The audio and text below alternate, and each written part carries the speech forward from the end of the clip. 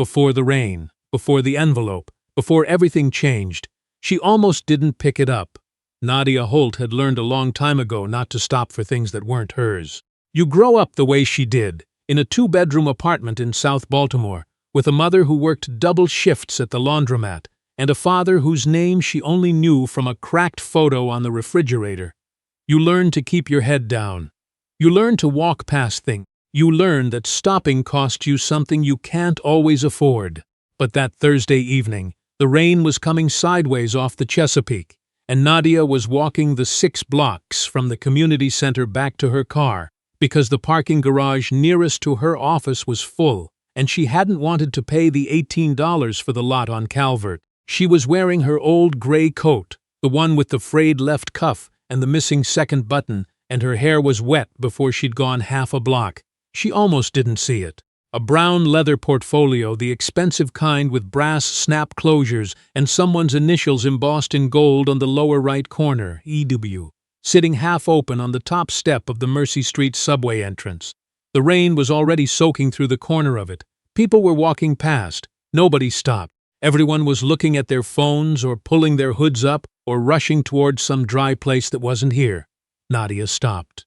She picked it up. She didn't open it right away. She tucked it under her coat and kept walking, and when she got to her car, a 2011 Honda Accord with a dent above the rear left wheel and a crack in the passenger side mirror. She sat in the driver's seat and set it on her lap and looked at it for a moment. EW. She unsnapped the clasp. Inside, a business card. A legal pad with handwriting she couldn't quite read in the dim light. A white envelope with confidential printed across the front in red block letters. And beneath that a second envelope, cream-colored, unsealed, with a photograph tucked just barely inside. A woman, maybe 60, with silver hair and a smile that looked like it cost something to earn. On the back in blue pen for Eleanor.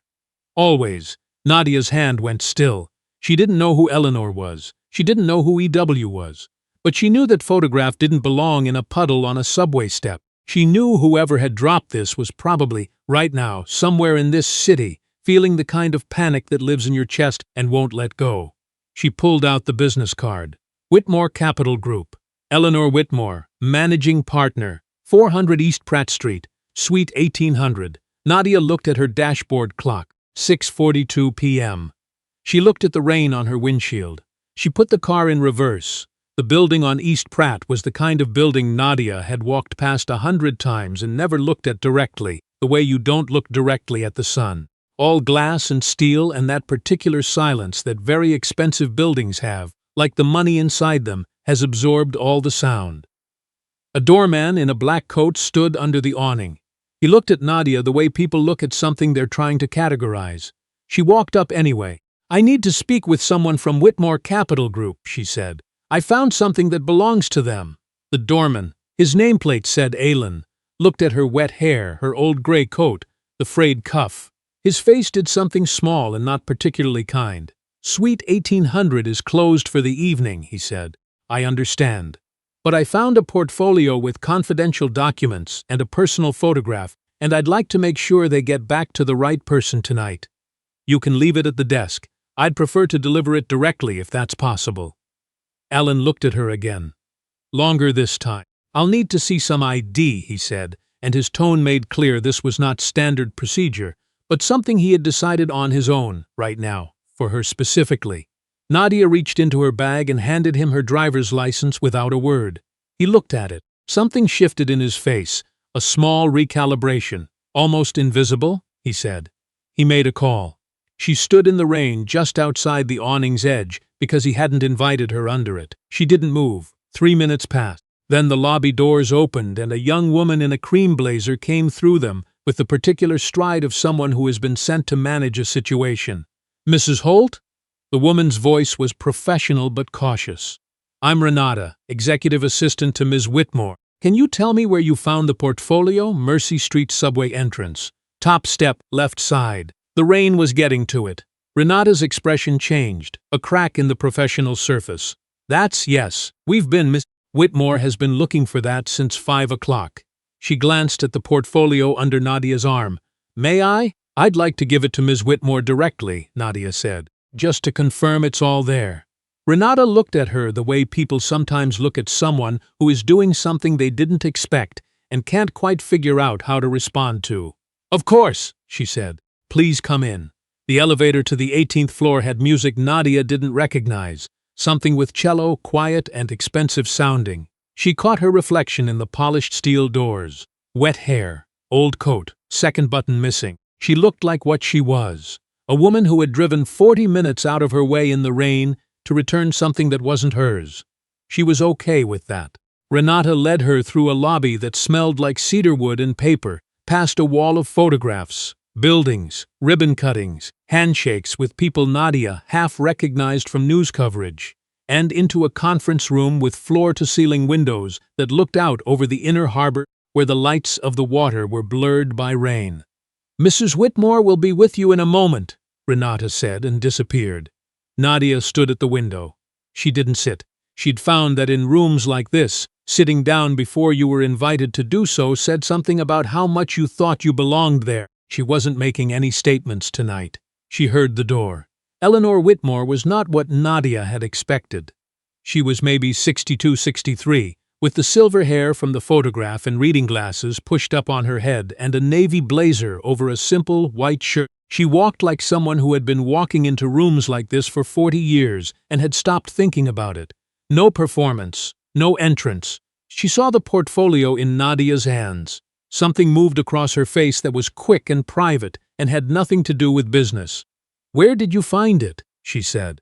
"Mercy Street subway entrance. The rain was starting to get into it. I found your card inside." Eleanor crossed the room and took the portfolio, and for a moment she just held it. She didn't open it. She pressed her palm flat against the cover like she was checking whether it was real. "The photograph," she said. "It's inside. Unsealed envelope. I didn't. I only looked enough to find contact information." Eleanor looked at her. The look lasted a beat longer than a professional exchange required. "You drove here," she said. It wasn't a question. She'd been watching the window. "I was already in my car. Renata said you found it at 6:40. It's almost 7:30. Nadia didn't say anything. 40 minutes of your evening?" Eleanor said. "In that rain. To return something you could have left at any front desk in the city." "The photograph looked personal," Nadia said. "Those don't belong at a front desk." Eleanor opened the portfolio. She found the cream envelope. She slid the photograph out just far enough to see it, then slid it back. Her jaw tightened once, briefly, then relaxed. "My mother," she said. "She passed 4 years ago. That photograph is the only copy." The room was quiet. "I'm sorry," Nadia said. Eleanor looked up. She studied Nadia the way Nadia had noticed very sharp people sometimes did. Not rudely, but thoroughly, like they were reading something in a language they'd had to learn and now couldn't turn off. "Sit down," she said. "Please." Nadia sat. "Can I ask what you do, Miss Holt?" "I run an after-school program through the Mercy Street Community Center, tutoring, job prep, some financial literacy for teenagers." "How long?" 9 years. Eleanor was quiet for a moment. "And before that?" "Teacher, public school, Baltimore City District. Before that, school myself. University of Maryland on a partial scholarship and 2 part-time jobs." "Where did you grow up?" "South Baltimore." "And you were in the neighborhood tonight because of the center. We run Thursday sessions until 6. Eleanor nodded. Slowly. "The confidential envelope," she said. "You didn't open it. It says confidential.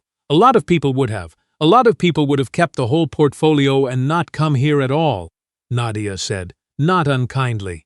"I'm not sure I need credit for doing the basic thing." Eleanor smiled. Not a business smile, something older, less practiced.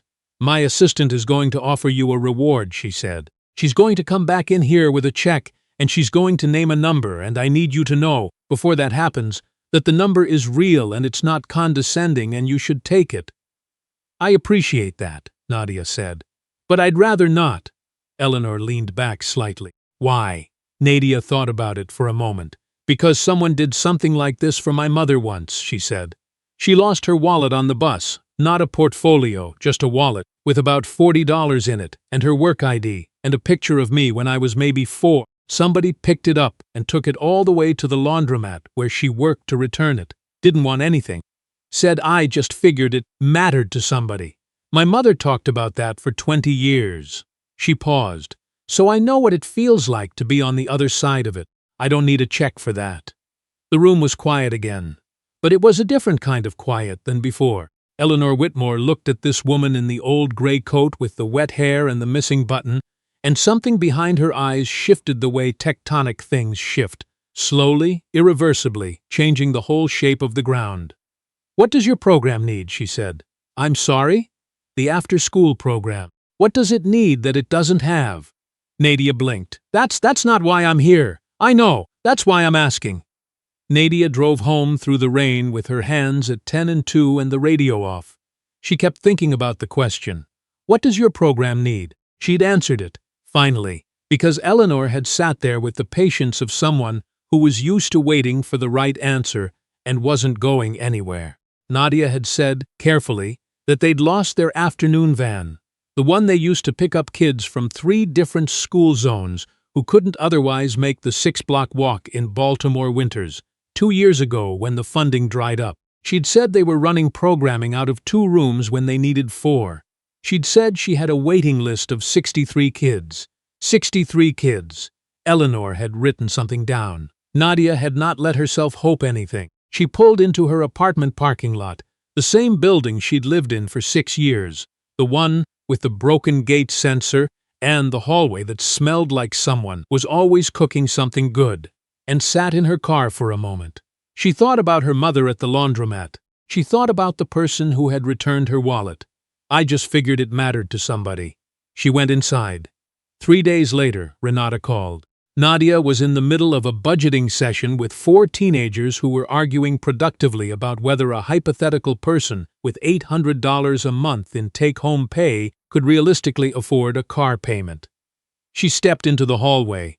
"Mrs. Whitmore wanted me to reach out," Renata said. "She's asked me to inform you that Whitmore Capital Group will be making a direct grant to Mercy Street Community Center.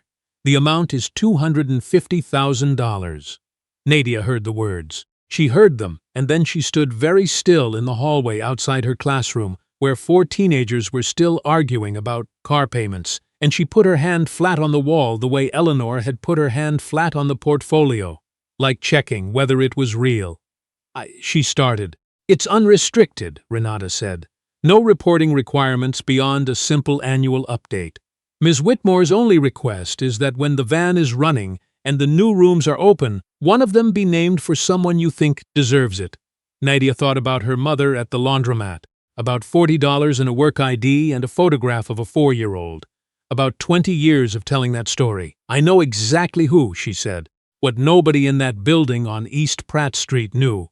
What Alan the doorman didn't know when he stood her in the rain. What Renata didn't know when she measured her with professional eyes. What the 18 people who walked past that portfolio on the subway steps didn't bother to wonder about was what Nadia Holt did on weekday mornings before she went to the community center. She sat on the board of 3 Baltimore nonprofits. She'd been appointed by the mayor. She'd been invited, twice, to testify before the state legislature on after-school funding. She'd turned down a department director position at Baltimore City Schools because she believed the center needed her more. None of that was on her coat. None of it was visible in her wet hair, or her missing button, or her 2011 Honda with the dented wheel. But here's the thing about Nadia Holt that none of those 18 people paused long enough to consider. She would have picked up that portfolio regardless. On a morning after a good day or a bad one, wearing her good coat or her old one, whether Eleanor Whitmore was a managing partner or a cashier at a grocery store, because her mother had taught her something in that laundromat, between double shifts and $40 wallets and photographs of 4-year-olds, that you don't do the right thing because of what's on the other side of it. You do it because of what it says about who you are when nobody's watching. And sometimes, not always, not as a rule, not as a promise the universe makes, but sometimes the circle closes. 6 months after that rainy Thursday, the Mercy Street Community Center opened 2 new program rooms and put a repainted blue van back on the road for the first time in 2 years. 63 kids came off the waiting list. On the wall of the main room, in letters cut from brushed metal, was a name, Ruth Holt Room, named for a woman who worked double shifts at a laundromat and lost her wallet on a bus, and talked for 20 years about the stranger who brought it back. Eleanor Whitmore came to the opening. She stood in the back, without announcing herself, in a coat that probably cost more than the van. She watched Nadia welcome the kids. She watched the teenagers pour through the doors like they owned the place, because now they did. When it was over and the room was clearing out, Eleanor found Nadia near the coffee table.